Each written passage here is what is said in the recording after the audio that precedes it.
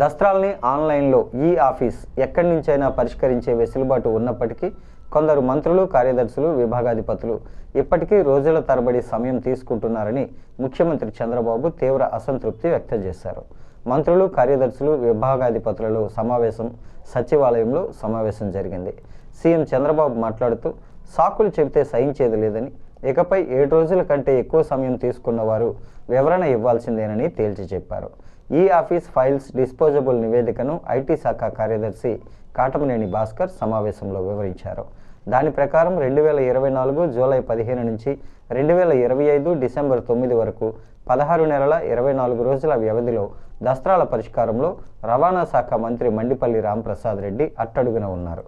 ప్రతి దస్త్రాన్ని నిర్ణీత సమయంలో పరిష్కారం చూపించాల్సిందేనని, అలా చేయని పక్షంలో ముఖ్యమంత్రి హోదాలో తానే ఆ ఫైల్ను పరిశీలించి పరిష్కరించేందుకు చర్యలు తీసుకుంటానని స్పష్టం చేశారు.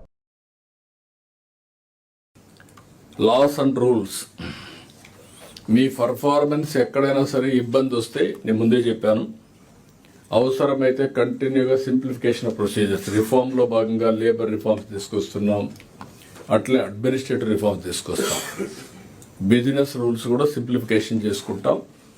ఒక క్యాబినెట్ సబ్ కమిటీ బెస్ట్ ఎక్స్పర్ట్స్ని పెట్టి అది కూడా వర్కౌట్ చేద్దాం, దాన్ని కూడా మీరు వర్కౌట్ చేయండి. రెండోది అడ్వర్స్ న్యూస్ ఐటమ్స్ ఎక్కడన్నా పబ్లిసైజ్ అయితే మీరు అనలైజ్ చేసి మినిస్టర్కి, డిపార్ట్మెంట్కి ఇప్పటికే మనుషులు ఇచ్చాం, కానీ అంత ఎఫెక్టివ్గా పనిచేయడం లేదు. నెక్స్ట్ టైం నుంచి అది కూడా మనం ఆర్టీజీఎస్లో ఇది చేస్తే అది కూడా రేటింగ్ పెట్టి కొంచెం గైడ్ చేసి సరిపోతుంది, కూడా వర్కౌట్ చేయండి.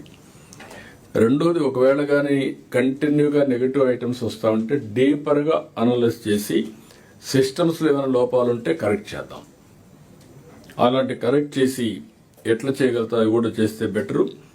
రెండోది, బెనిఫిషరీస్ ఇచ్చే డిపార్ట్మెంట్లన్నీ ఎక్కడైతే మనం బెనిఫిట్స్ ఇస్తున్నామో, either material or cash, everything or service, ఇవన్నీ కూడా మీరు గుర్తుపెట్టుకోవాల్సింది.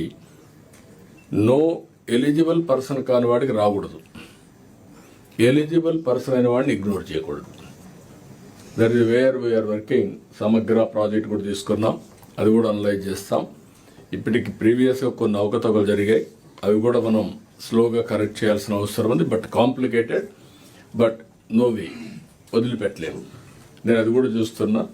కొంతమంది ఫిజికలీ హ్యాండిక్యాప్డ్ కాకపోయినా ఫిజికల్ హ్యాండిక్యాప్డ్ పెన్షన్లు ఇచ్చారు.